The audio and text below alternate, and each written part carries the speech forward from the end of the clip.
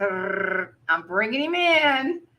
Dr. Willie Jolley. Willie, darling, welcome. Well, thank you, Jane Herlong, and I am honored to be on your show with you. You know, I love you like a sister. Most people know who know us know we're like two peas in a pod, and we're like two siblings.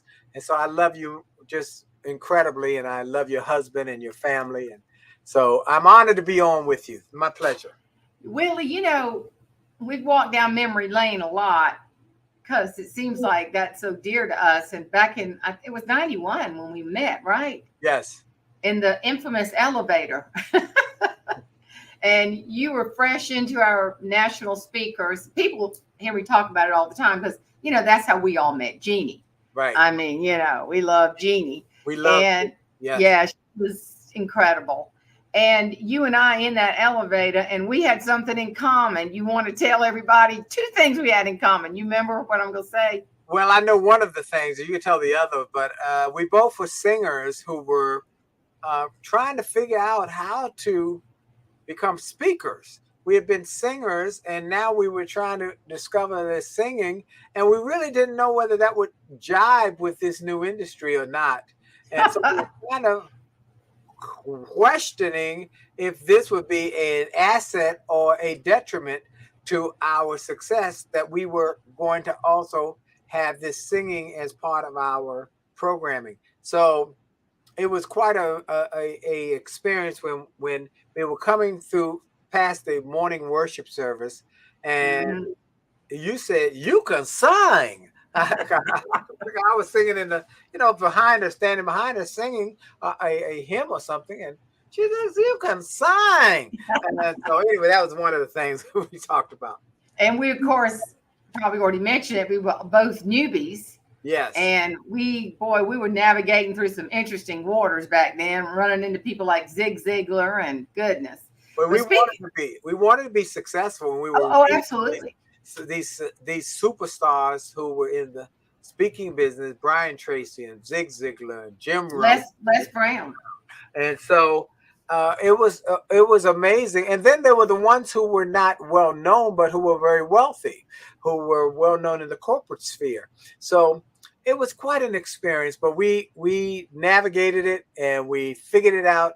And a few years later, we opened up the national convention with a version of the Star Spangled Banner that is, to this day, over 30 years later, still being talked about as the greatest opening of any convention ever. That I know.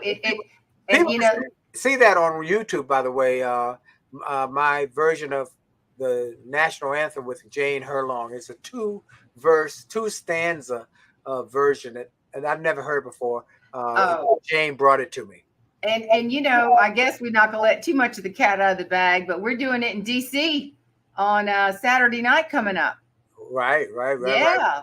So we got big doings coming up. But Willie, I want you to expound on all this, but I want folks to know, first of all, about 5 or 6 weeks ago, I was in the ballroom in Orlando, Florida, and heard the most beautiful, it was beautiful to you, but it was beautiful to me too. The highest award given to any of our members for an organization that's been around 50 years on the 50th anniversary. The winner of the Cabot was Dr. Willie Jolley. And I cried right there. And Les Brown sitting right by me and his entourage. We were all weeping for joy. So you got to capture that moment. I want to tell everybody so many more things about you, but capture that moment, what it meant to you. Well, it was a moment that just was a blessing to be able to achieve the highest award in the speaking industry, and to get it where my friends were right there with me, Les Brown and Jane Herlong, and my wife was there, and then to go up on stage, and they had surprised me. My son had flown in, and my assistant, they flew in.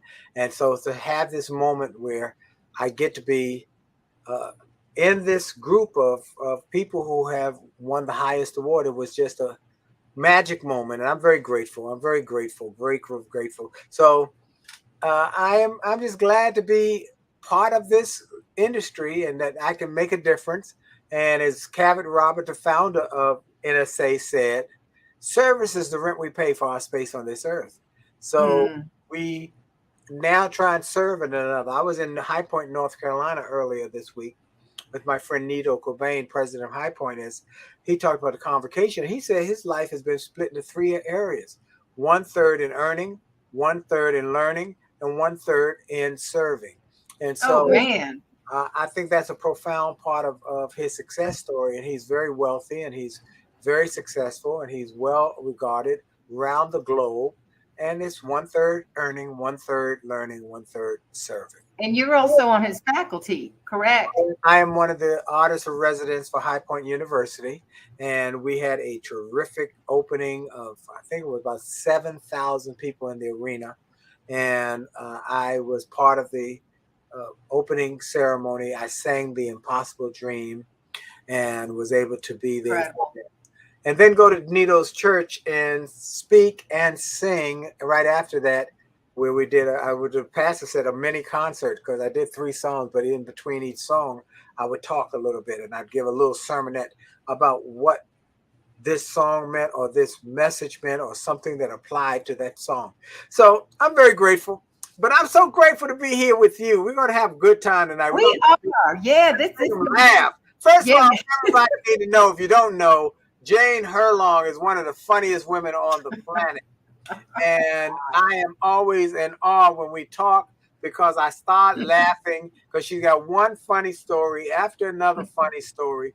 Even when we're talking on the phone just casually, she's telling me funny stories about her family, about her children, about her experience at church or something in her little town of South Carolina, where I've been there, and she has allowed me and my wife to stay at her home, and we've had such a great time. And I've had We've been in Charleston. We've been in Charleston at the Wesley United Methodist Church. My friend Anna loves you so much. That's right. So so we got funny stories. So we're going to tell some funny stuff tonight to just get people engaged, and want to encourage people to just follow us, stay connected to us, follow us on social media, because we want to stay in your life and help you to do more, be more, and achieve more, and have more fun along the way. Yeah, and you know, Willie, that's so true. And I mean, you're on Sirius XM Radio. You got your marriage show, you got your speaking business, you got your writing business. I've seen you just blossom, but through it all, I have seen you maintain an amazing sense of humor. And I'll have to go back when y'all were, you know, a story I'm going to tell is that we go to see Anna, and she's got the pond now. Y'all, Willie's from DC, Willie and D. And Thomas, you know, he's a sophisticated country boy. He's a country boy. And so all of a sudden we just visiting, having a big time and looking out of that beautiful pond. And all of a sudden the turtles start popping up just one by one. And Anna says, I can't stand those turtles. I think they were eating her fish or something, because she liked the fish out there. And Thomas just walks to his car and gets his pistol and starts going pop, pop, pop. And Willie and Dee just ran like, and I said, Thomas, stop. When you have that kind of noise in DC, honey, you ain't shooting no turtles. I had never experienced anything like that. He was saying, walking out, pow, pow, pow, pow. Oh my God. I tell you what, we have laughed about that, because, you know, here we are, we live in the country in this little town, and we got the, you know, country out there in Charleston. It was just the funniest thing. And I think that's just one of the best memories. We laughed so hard. But, you know, recently I heard you at our chapter meeting. I've never seen anybody. I'll call Willie and say, where are you? And he'll say, I'm in Barbados, or wherever you were recently, Jamaica. Yeah. Because I'm in Jamaica. Where are you today? You should say, where in the world is Willie Jolley? Because you are. And you stay physically fit too. I mean, I see you working out, and I'll call you in the mornings, and you always are accessible and such a sweet friend. But I had no idea how funny you were, but I knew you were funny. But tell our folks a good, solid, funny story that you love to share. There's so many, but the one that I think many people seem to like is when they hear my life story and how I started as a nightclub singer, singing in dark, dank, smoke-filled nightclubs, singing songs I hated, but I kept on singing them because they kept on paying me. One song I really hated, hated it. Feelings, I hate that song. But every night the owner would say, sing feelings, sing feelings. I'd sing it loud and strong because I was trying to get discovered, not knowing most of the people too drunk to discover their way out the front door. Well, things were going great. One night I came in a nightclub. The club owner said, I want to talk to you after the night show. And I told the guys in the band they want to talk. We've been selling out for 6 months. We got standing room only audiences. We've won the award, best jazz singer, best entertainer, best performer, best nightclub act. And so we're gonna get a raise. We walked in his office that night. He said, you were great. The people love you. I said, thank you. We made a lot of money since you've been here. I said, yes. He said, that's why it's hard for me to tell you what I got to tell you. We going to try something new. We bought a karaoke machine. I said, but what about my bills? I learned that night nobody cares about your bills but you and the people you owe. So I didn't know what to do. I went home and I told my wife I was going to do something else. I took a job with the Washington, D.C. public school system as a drug prevention coordinator, talking to little kids about staying away from drugs. From the little kids, the teachers would say, come to my teachers group. Someone they would say, can you come to my church? Someone would say, well, can you come to my company? And it continued to grow. And I went on to start speaking. And then Les Brown heard about me and invited me to be on tour with him and Gladys Knight with the Music and Motivation Dream Team Tour. And they helped me to get on radio. And I got a radio show and it got syndicated. And then that led to Sirius XM, where I now have one of the top self-help shows in the world on Sirius XM. And then that led to daily radio on the Praise Network, on Get Up Mornings with Erica Campbell on Praise and Rejoice Network. And that led to a book publisher hearing me on the radio, calling me one day and said, have you ever thought about writing a book? I said, no, I never thought about it. He said, let me make you an offer. I said, I just thought about it. First book came out. It only takes a minute, change your life. Setback, then a setback set up for a comeback, then turn setbacks into greenbacks, then an attitude of excellence, then make love, make money, make it last. And it continued to grow. And one day I was in Dallas, Texas. My phone was going crazy. What's so urgent? Oh, well, urgent. I call my office. What's so urgent? Toastmasters keep saying they need to talk to you. I called Toastmasters. They said, we just want to let you know you've just been named one of the outstanding 5 speakers in the world for this year. Former winners include Colin Powell, Norman Schwarzkopf, Nelson Mandela, Margaret Thatcher, Christopher Reeve, Les Brown. I said, what? You sure you got the right person? My name is Willie Jolley. Willie. They said, the one from Washington? I said, yeah, then you're the one. But those are big dogs.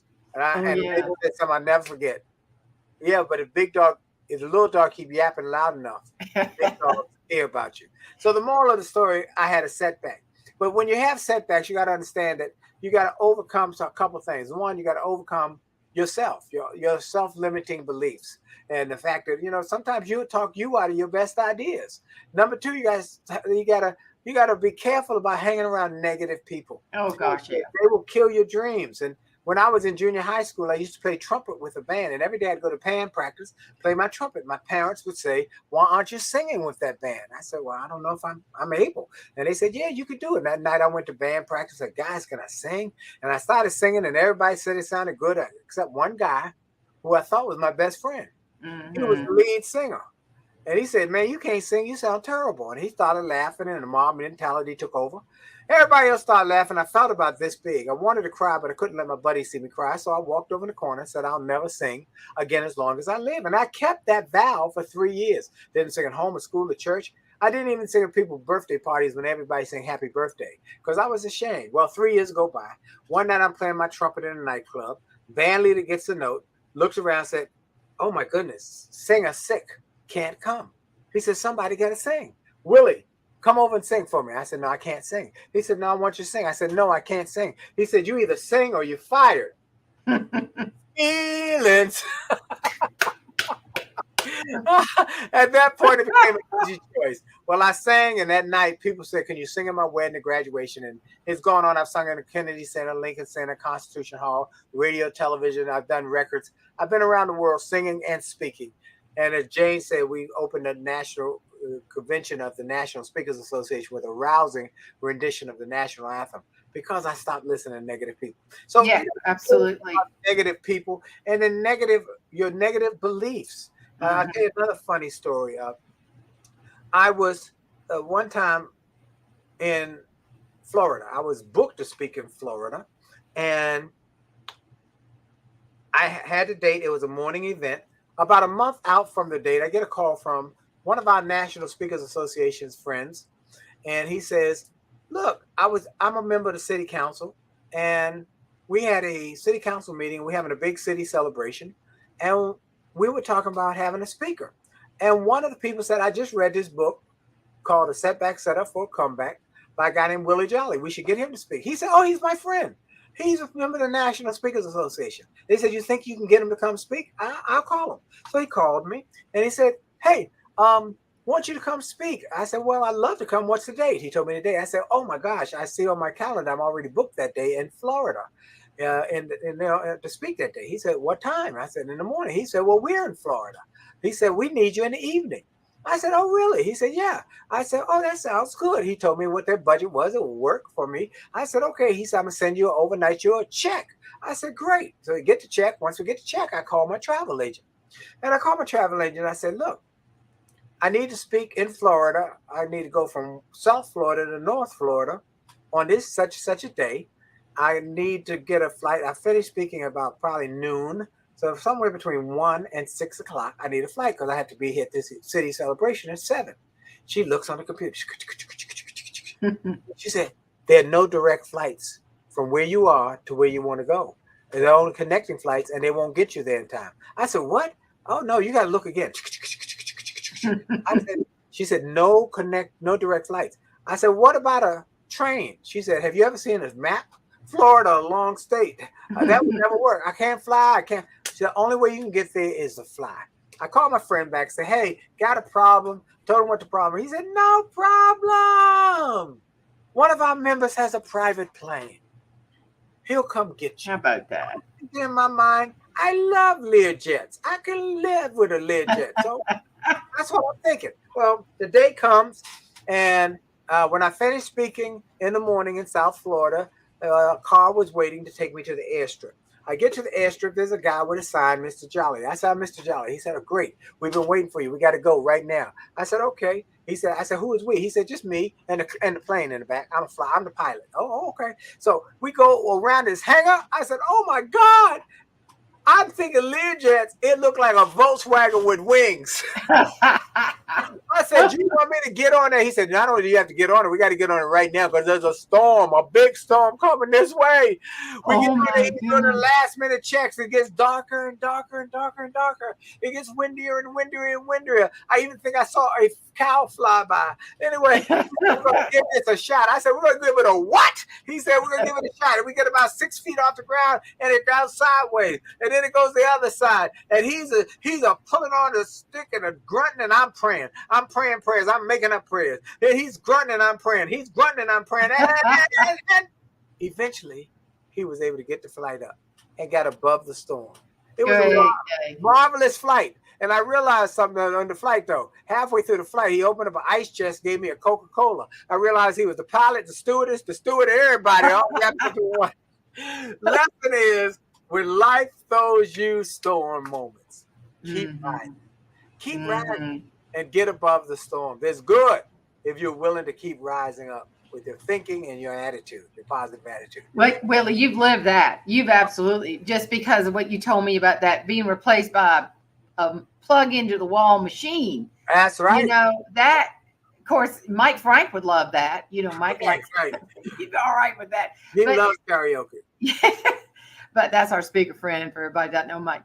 But that's the ticket right there. You've got to look at it, and every single one of your book titles represents that. And you got to find something funny. And I got to tell this because I was speaking in Graham, North Carolina, which is Jeanne's hometown. Oh, wow. Yeah. And so I was speaking to a farm credit group. I couldn't believe this happened.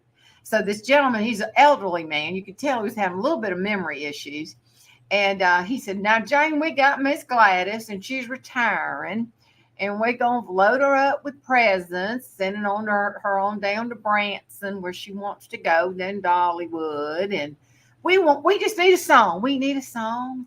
And I said, "Oh, I tell you what, just say, Miss Gladys, you are the wind beneath our wings." He said, "I ain't never heard that song." I said, "Oh, I know you have." And kind of tried to hum it, and I kept thinking in the back of my head, this is a mistake. You just know. And so during the program, he'd run up to me after I spoke. What's that thing I'm supposed to say? I said, you are the wind beneath my wings. He said, I got it now. And he'd run back. About 20 minutes later, I'm going, oh, this is not going to be good. So sure enough, they bring the sweet Miss Gladys up there. They shower her with gifts. And he said, we got one more thing. We're going to ask our speaker to come up here and share a song. We just want you to know that you are the and he stopped. I went, I knew it. Let me try again. Now you are the, and then he said, Miss Gladys, you are the wind inside of me.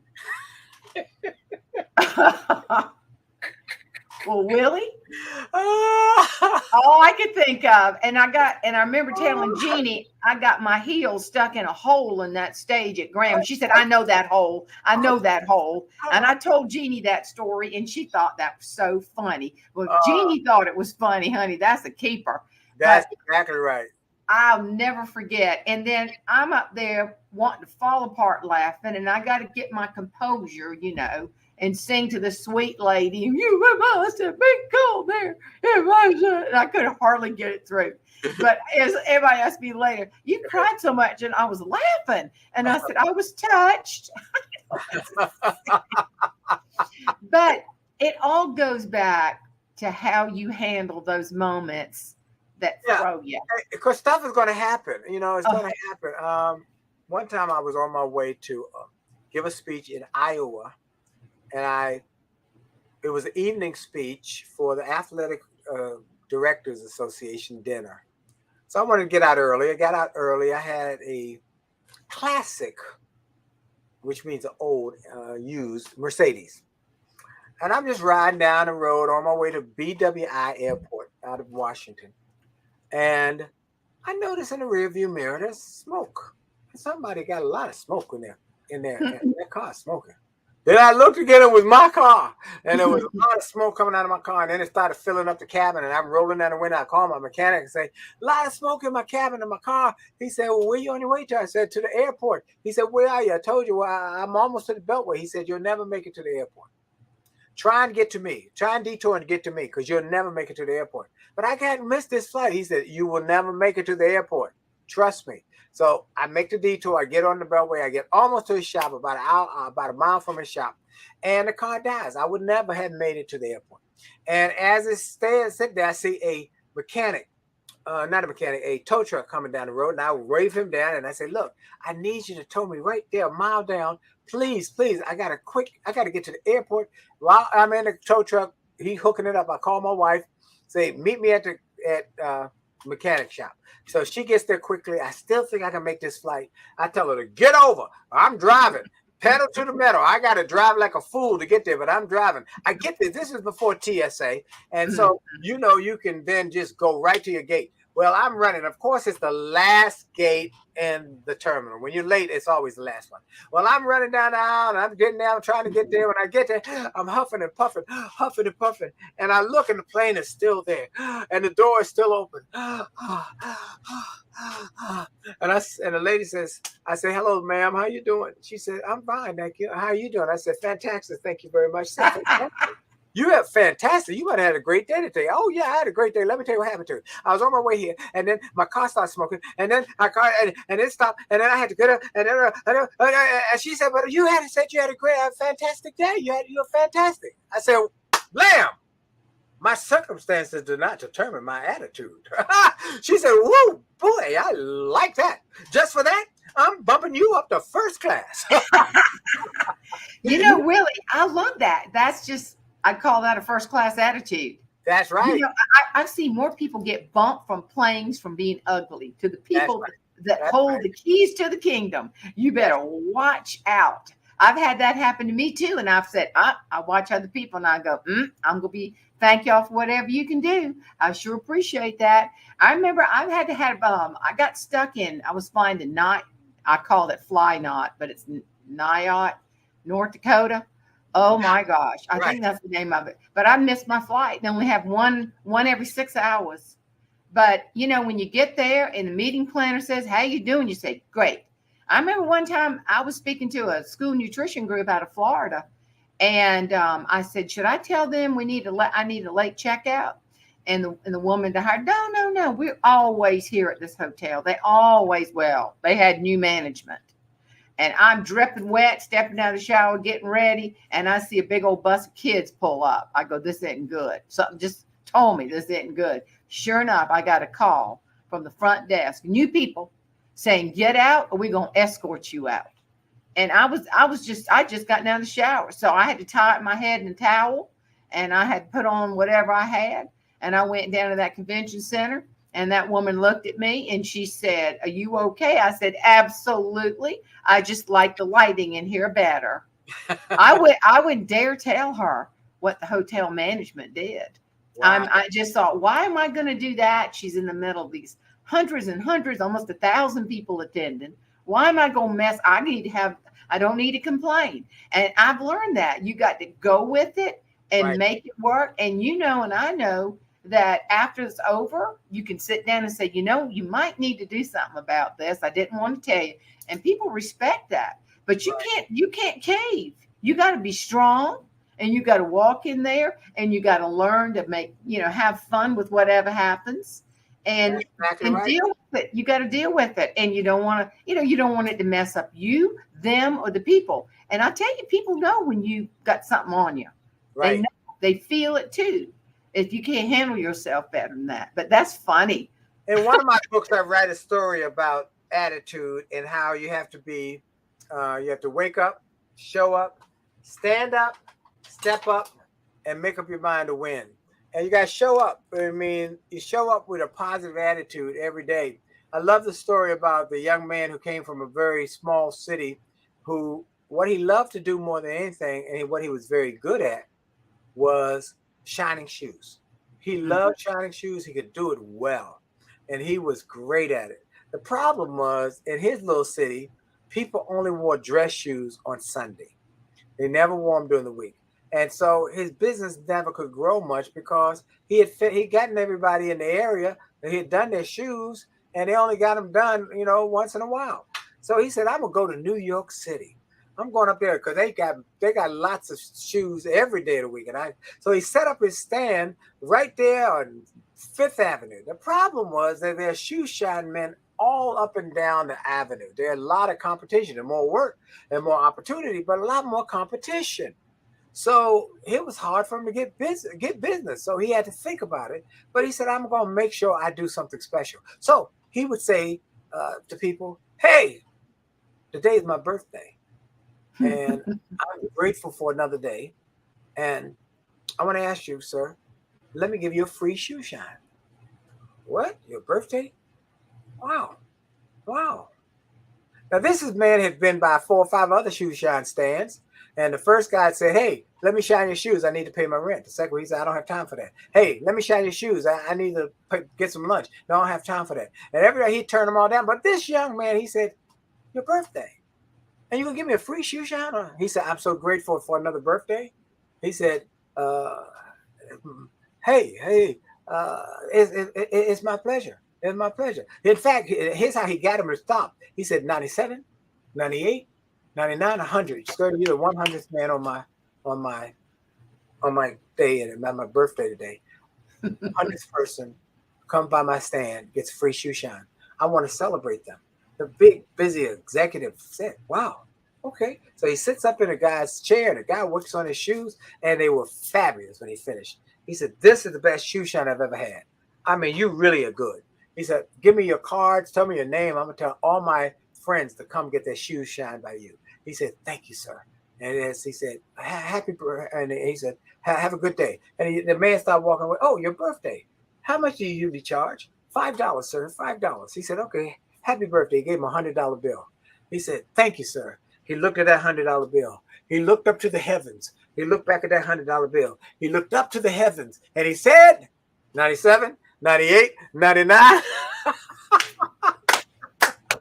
Sometimes you got to have a creative spirit, a creative mind to win in America.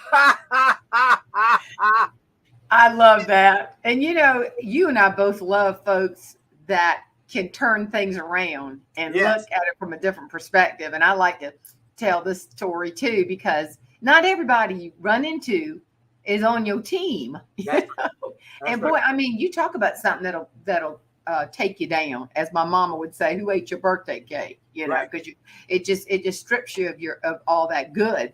And I remember Thomas and I were in Puerto Rico, and I tell this too, and we just had a great time. I mean, it's a beautiful place. He won the trip, so we were in this fantastic banquet, and we were leaving, and everything was. It's just one of those moments, Willie. It's like I feel like if I died and went to heaven, it'd be like the same, because it's just so good.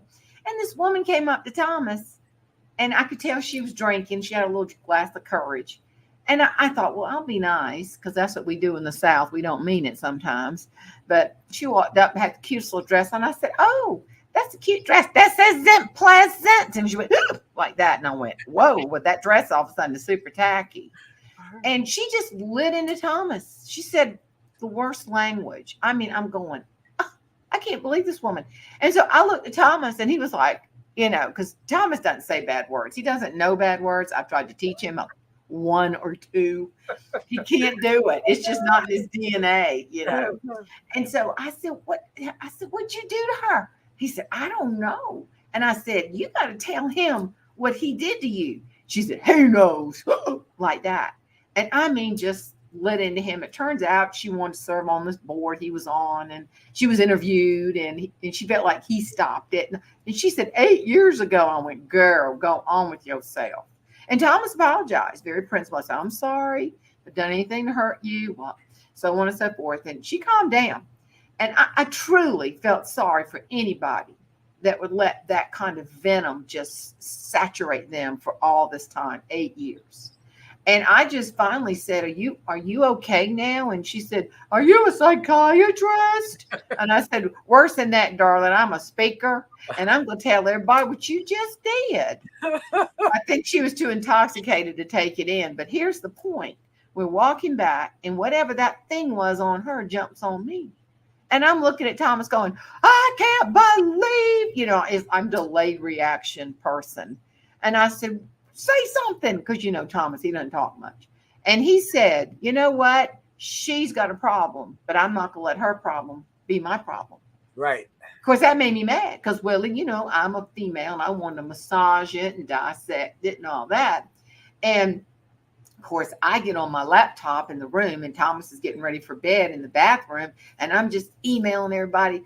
And my children, your daddy's such a fine person, that tacky woman. And I just let her. She was so tacky. I went on and on and on. By the time he got into bed, I was so mad. I just blurted out, is that all you have to say about this? And this is the next thing I heard out of his mouth. You ready? I'm going to quote. It was, honey, he is gone to sleep. And then I realized that he actually did a mental hokey pokey. And we've all seen the bumper sticker. What if the hokey pokey really is what it's all about? And I love to say that, because when you speak for corporate groups, which you do too, of course, right, you think, okay, if you do the right thing, or put your right foot in, right thing, and then you did the best, and you shake it off, and you turn it around, and you learn, that really is what a great bullet for life lessons is. Do the right thing, be able to shake it off and turn it around. Right. And I saw it right in front of me. And I said, that's why I married that man, because he taught me another version of the hokey pokey. It's very true. But I tell you, there's some people, Willie, that have journeyed through life. And if you go back and kind of say, so what is it? Like I told that woman, I said, honey, there are people you can pay to listen to all this who don't care.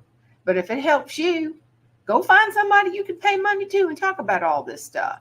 Right. But a lot of people get paralyzed by that. They let other people define them. And that's one thing I've seen in you. You've never let you define you. And with your faith, you've always looked to the heavens and prayed for the Lord to define you, and in your wonderful work as a pastor and as a minister. And these are the things that people need to remember. Don't let other people define who you are. Yeah, when I was trying to figure out what I was going to do with my life, then many people know that I have a degree in psychology, a degree in theology, and a master's in theology, and then a doctorate of ministry. But I am still a motivation speaker. I don't have a church. I speak at a lot of churches, the Hour Power and the Potter's House. And yesterday I was at this week. I mean, I was at the Nito's Church in High Point, North Carolina, and so I speak at churches all over the world. But I make most of my living. That's my avocation. That's what I can do, and I just want to be a blessing to people. And I don't have to make my living from that. I make my living from speaking with Ford and GM and Walmart and Verizon and Coca-Cola South Africa and Prudential Malaysia and other big Fortune 500 companies. But what I want to encourage people to do is understand that it's going to take, when you have a setback, which we all have, we're going to have, you gotta ask yourself, what do I do about this? That do I see this as a setback period or a setback comma? When I was in Australia, there is a thing called a full stop. A period is a full stop.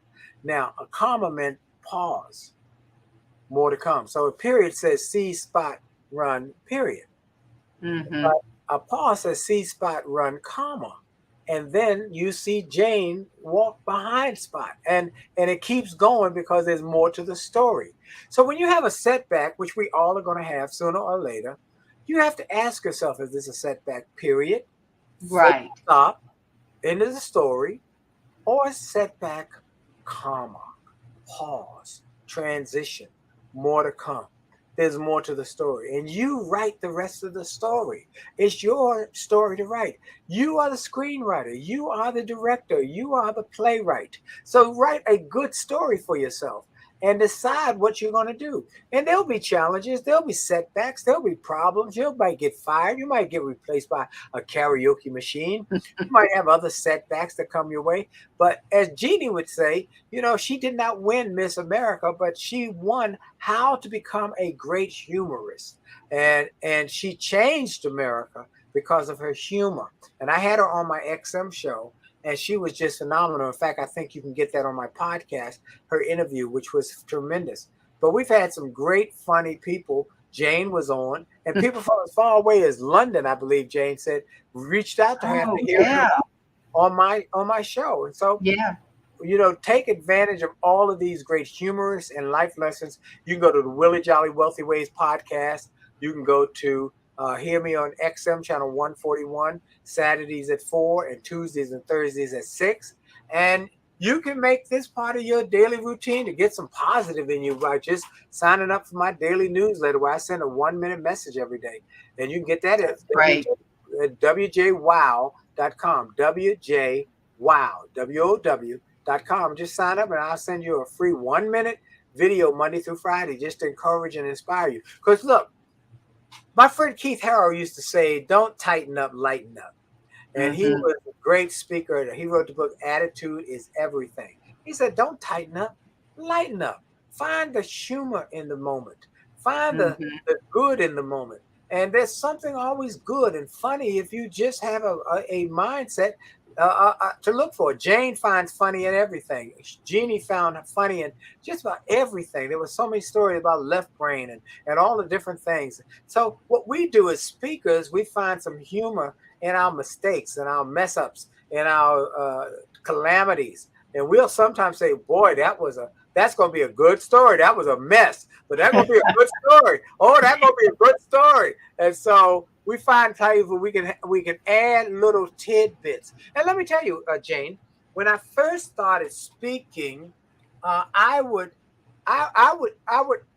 listen to the great speakers, and I noticed how they would throw in humor. Oh, yeah, absolutely. Something humorous every Yeah. 7, 8, 10 minutes. Something just to and then I asked Zig Ziglar about it one time. He said, because look, the studies show that the human attention span is about 7 to 10 minutes. That's why TV shows have commercial breaks every 7 to 10 minutes to Mm-hmm. keep your attention, to change your thinking, or even movies have take you somewhere else to keep your attention so it doesn't become boring. So I said, humor. He said, humor. And so I started saying, oh, I got to have some humor in my show, in my pieces. But I didn't at that point. I didn't know how to do humor because I was a nightclub singer. We didn't have humor. We Oh just yeah. spoke, we just sang. So I went to the library and I got some clean humor books, and I started reading them. And this before I had my own stories or I had developed my own humorous stories. And I would read jokes, jokes. Here was the problem, Jane. I learned the joke, but I couldn't get through it without laughing. I started laughing before the punchline. And my wife would say, would you just get to the punchline? Like this story. There was this guy, and I got this out of a clean joke book. This guy who lost his job. And he needed a job. So he went to places trying to find a job. And somebody directed him and said, a friend of mine works at the zoo. And he's looking for some people at the zoo. So he goes over to the zoo. And the guy at the zoo says, monkey, big monkey just died. We need a guy in a monkey suit to just be in a monkey cage, until we close, and no one would know the difference. It's an authentic monkey suit. He said, could you do it? He said, I need a job. He said, do it. So he did it, and he would swing over the trapeze. But the monkey cage was right over next to the lion's den or the lion cage. So he would swing over and swing back, and sometimes the swing would go all the way over the lion cage and come back. And he started putting on a show. People started lining up, and it became the number one attraction to see this humorous, entertaining monkey. And so he would do this, and he'd line back and forth. But one day, he was swinging over the lion cage, and the rope broke, and he landed up in the lion's cage. And a lion came over to him. And he sees the lion coming. He started going to the bar saying, help, get me out. I'm not really a monkey. I'm in a monkey suit. Help. And the lion come up and slap him upside his head. Shut up, fool. What you trying to do? Get us both fired?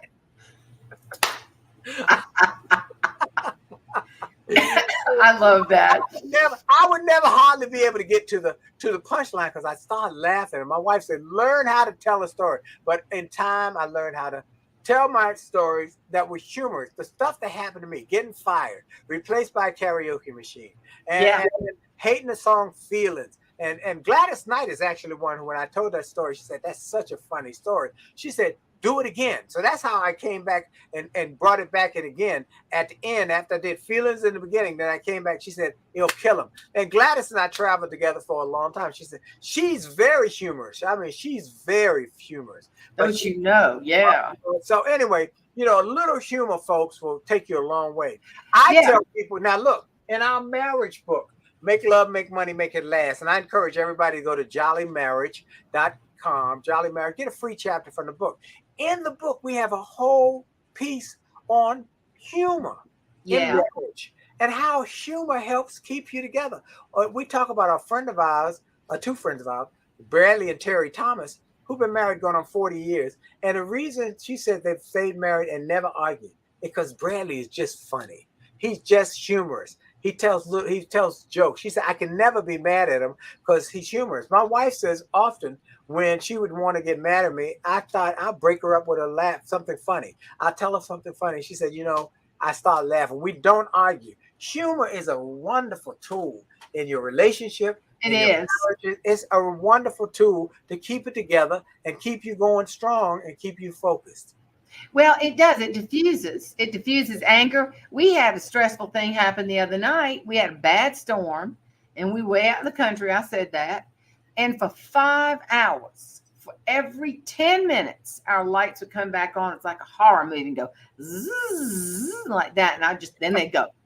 And I call the little girl down at the little, bless her heart, and I'd say, I'm really concerned. This has been going on for hours. She said, oh, they're trying to hook you back up. I said, sweetheart, it's a power surge.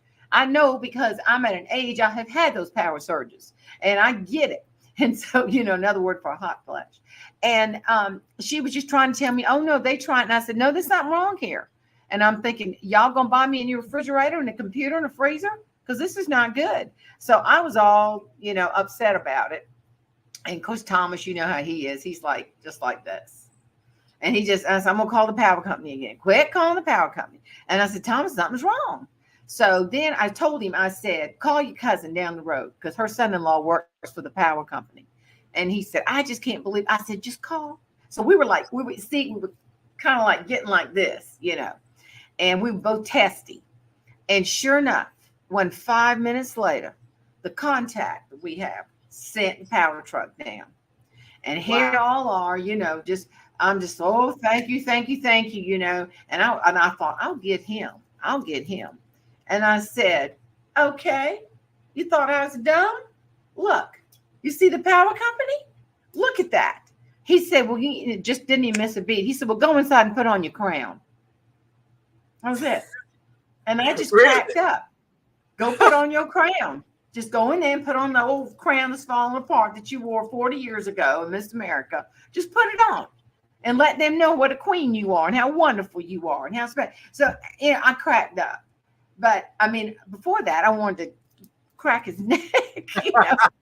But you do. Thomas knows how to make, just say one little thing, and he knows how to get to me. And thank God, because, we're coming up on, in 2 days, Willie, 43 years. Wow. Yeah, 43. And I'm just, blows my mind. But, you made a comment about the comma in the period behind the sentence. Yeah. I was speaking in Arkansas and met a 92-year-old woman. And I said, what's the secret? She said, my favorite verse of scripture. And she said, it's in the Bible 737 times. And it's simply this. And it came to pass. She said, things are going to happen and things are going to pass. But one story I want you to tell, and it was the hard time in your life. See, people look at you and they think he's got it made. He doesn't have a problem in the world. But you and I, we're close enough friends. We confide in one another. But I will never forget this. And it was when you lost your brother and your mama back to back. Right.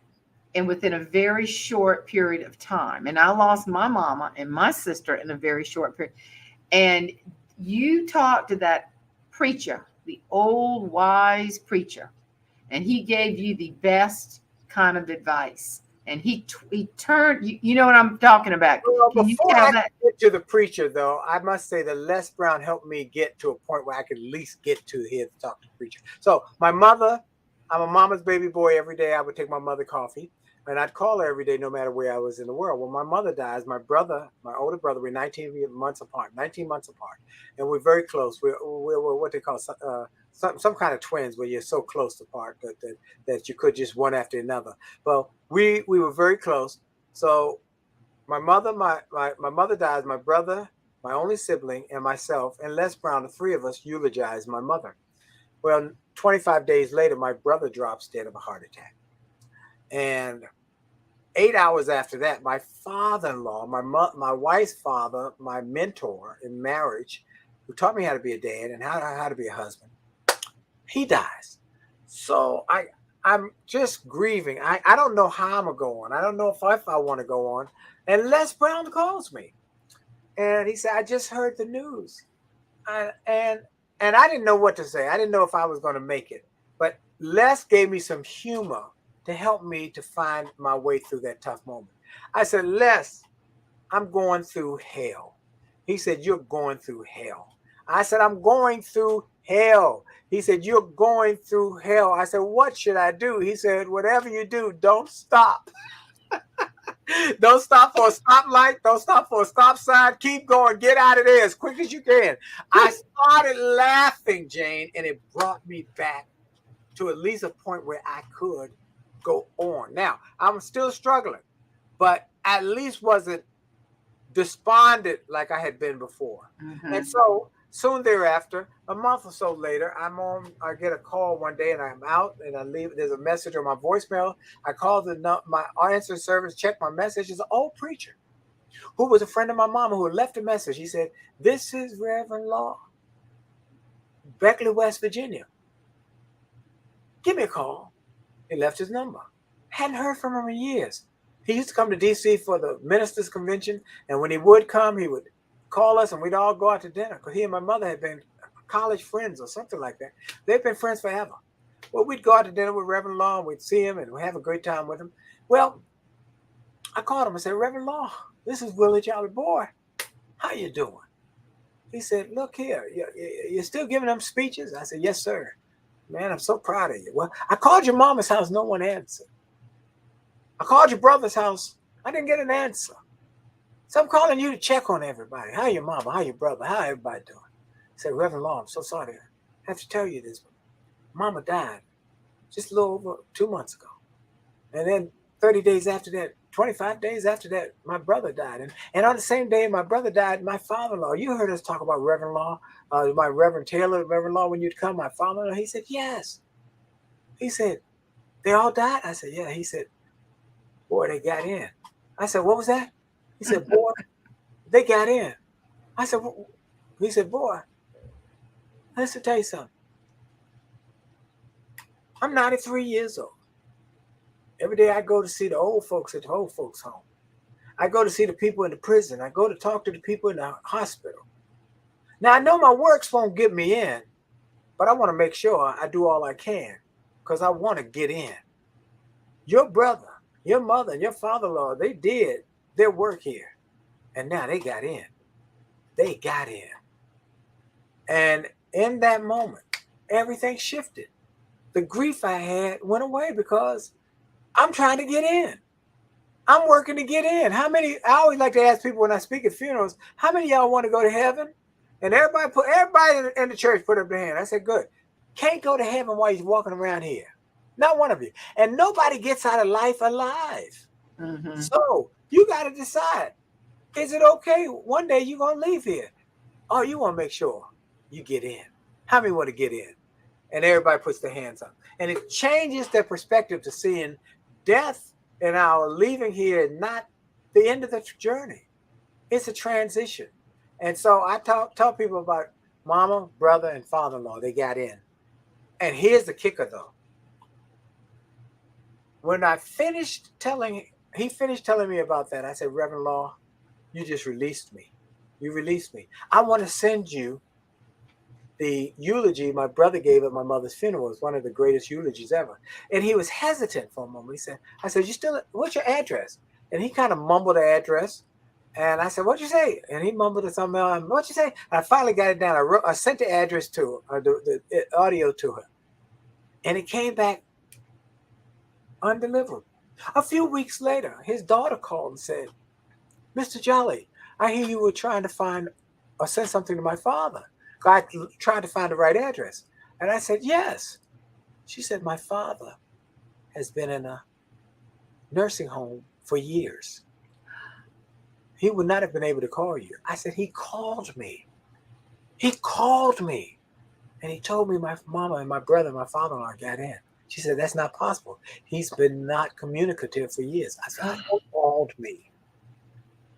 And that's when I knew an angel that day. Really? Give me comfort. So, folks, you're going to have moments, but you got to decide. You're going to curse because the rose bush has thorns or celebrate because the thorn bush has roses. Curse because they're gone or celebrate because they came this way. I chose to celebrate my mama, celebrate my brother, celebrate my father-in-law. They came this way. And one day I'll see him. And as my friend Charlie Tremendous Jones said to me, the great motivational speaker, man of faith, the day before he died, we've been on a tour from the Crystal Cathedral. We have spoken together at the men's conference at the Crystal Cathedral, and then went on a men's conference tour, and we had weeks and weeks of being able to have dinner together. And so I became very close to him, and I'd spend time up there with him and his wife and their library and at their home.